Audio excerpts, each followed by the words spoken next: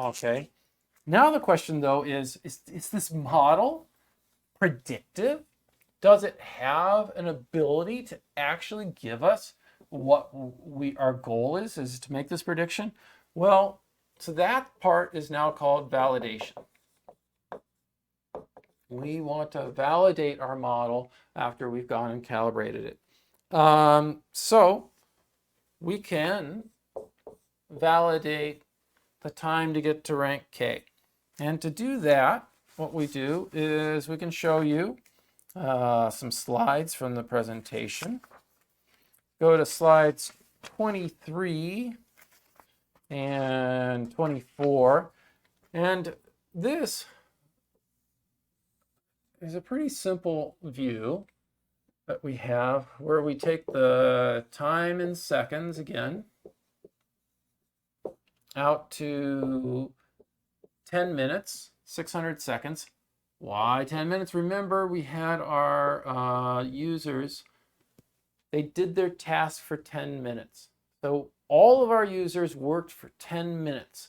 So we have all this data about how far did they actually get in the ranked lists at the given points in time, because we're logging all of this. And so we can actually look and have a notion of what the average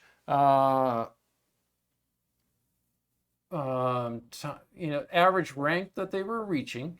So it'll go from 0 up to rank 50 in 10 minutes. And what you see actually is something it's actually more, 40 is a little bit better. It goes a little bit above 40, but basically we get this trend that's a little, I'm exaggerating it here. It's kind of like this. It's not a straight line. When people start off, they proceed through the ranks slower, and then as time goes on, they speed up. Now you might be thinking, well, that makes sense. You know, there must be a bunch of relevant stuff at the top of the rank list, and then lower down, there's less relevant stuff. But you have to remember, in the user study we ran, we had a uniform amount of relevant documents throughout the entire ranking. So a uniform precision. So there wasn't any phenomena like that. What we see here, a hypothesis based upon other people, when we've done other studies of people doing relevance judging, is that you start off on the task and you're still trying to formulate a model in your mind about what is actually relevant and what is not relevant. And so you spend more time thinking and reading the documents. Then as time goes on, you're like, yeah, I know what's relevant, I know what's not relevant, and I'm also getting tired and bored with this user study. And so you start speeding up. All right, and so that's the actual line. And then what we can do is we can take and predict at each of these ranks what the amount of time was, and then we end up with these nice little circles. It goes along like this. And so this is T of K, which are the circles, which basically we plug in the rank and we get these times. This is the actual average amount of time that people are taking. And I've exaggerated here. It's not that far apart, but it's not perfect. Our model is not exact. I can take the plot and I can look down it like this. And the truth of the matter is, and so this is run over, this is T of K. This is not just plug in the rank, but remember T of K involves the actual ranked lists. And so what we do is to get these points, we're plugging in for all of the ranked lists that these actually users went down and saw. We're computing what we predict where they would be in those ranked lists at those get times. So it's based upon the actual documents. This is not just converting rank to time. It's on a certain ranked list with a certain set of documents, what it is. And if you look, it's not perfectly linear. And in fact, it's got some variation, but on the whole, it turns out that it is quite linear. And that's because there's a lot of averaging going on here in this model.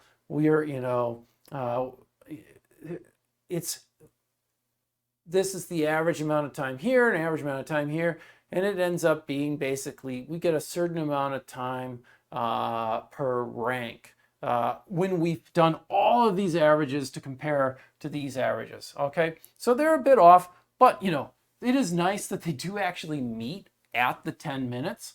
And in general, I would say it's pretty good. I feel comfortable with it as it's basically close enough, you know. So that works. Now we can do the next slide on slide 24 to look at that is to look at this in more depth. And so we can break this apart on slide 24. We had, again, two types of ranked lists that we showed to people. We had ones where 30% of them were relevant and ones where 60% of the things were relevant. So this is, you'll see here these 0.3 lists and 0.6 lists. And again, what happens is we have these two sets of lists, and we end up with a curve for someone like that. And then we draw this squiggly line, which is another thing. And then we use pluses and circles. Got a bunch of circles, so to speak. And then we've got a bunch of pluses. Sorry, I wish I had a projector here right now or some fancy way to merge. We get something like this. The important thing is that to note that these circles here, these are our predictions for the 0.3 lists. These pluses are our predictions for the 0.6 lists. All right. And the same thing goes that this dashed line here is the actual on the 0.6 lists, and this solid line is the actual on the 0.3.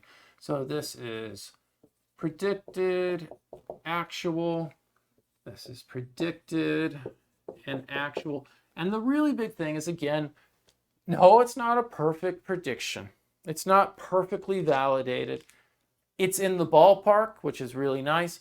But the other thing that I really like about it is it actually shows that people, again, so this is the rank here, increasing, going from, again, 0 to 50. When people work, so the actual users and our prediction is that people will go through a lower quality ranked list faster. And why is that? It's because of the user interface. When you see a search engine results page, you're getting to see these summaries. And actual users and our modeled users are less likely to actually click on documents that aren't relevant. In effect, they don't waste their time clicking on them and viewing and reading them. And so they move down the ranked list, which gives them a chance to find other relevant documents without wasting their time. So the net effect really is that you have a lower quality list, but you process down through it faster. So in that same amount of time, you go through more documents, and you have a chance then to compensate for the lower quality by processing the list faster and finding more relevant documents than if we assumed you went through that ranked list at the same rate, no matter regards what the quality is. And it's all because of the user interface. The user interface is designed to speed up your ability to process the ranked lists, to skip over non-relevant documents. When we evaluate the search engine, if we're trying to make a good prediction, it's important to take into consideration the features of the user interface that might actually affect human performance using the system.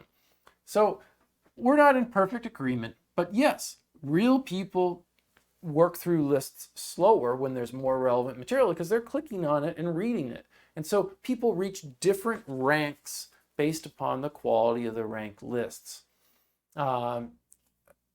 Which ends up being super fascinating because traditionally evaluation measures and information retrieval will take a lower quality list and a higher quality rank list and evaluate them to the same ranks.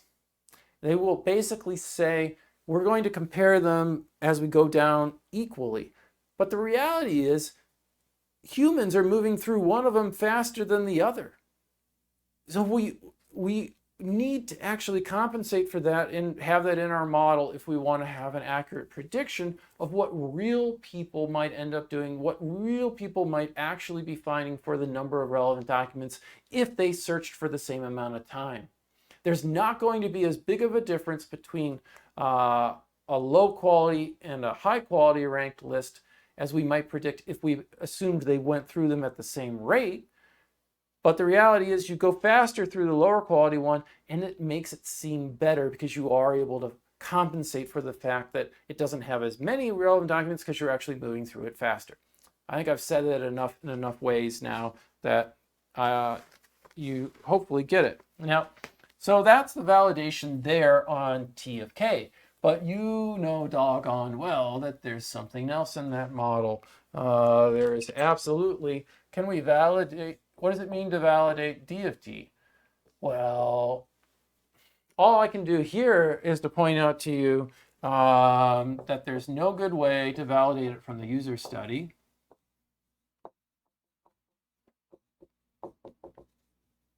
Because our user study, again, has fixed amount of time. So we're left with the notion of quality of fit with the original model, and the quality of fit is really, really good. So again, the idea is you take a model, you fit it to data, and then you ask, how well am I fitting the data?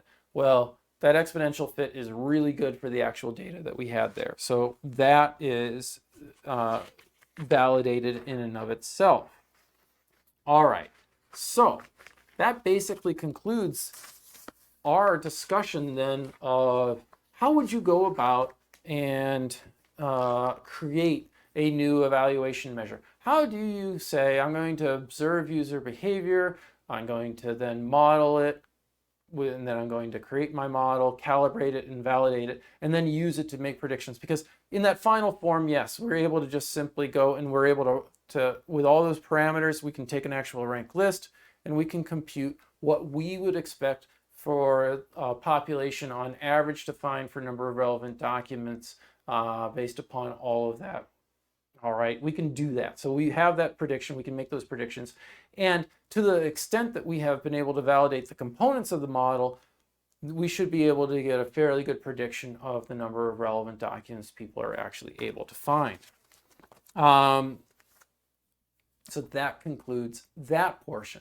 And I'm going to pause at the moment and then start up again.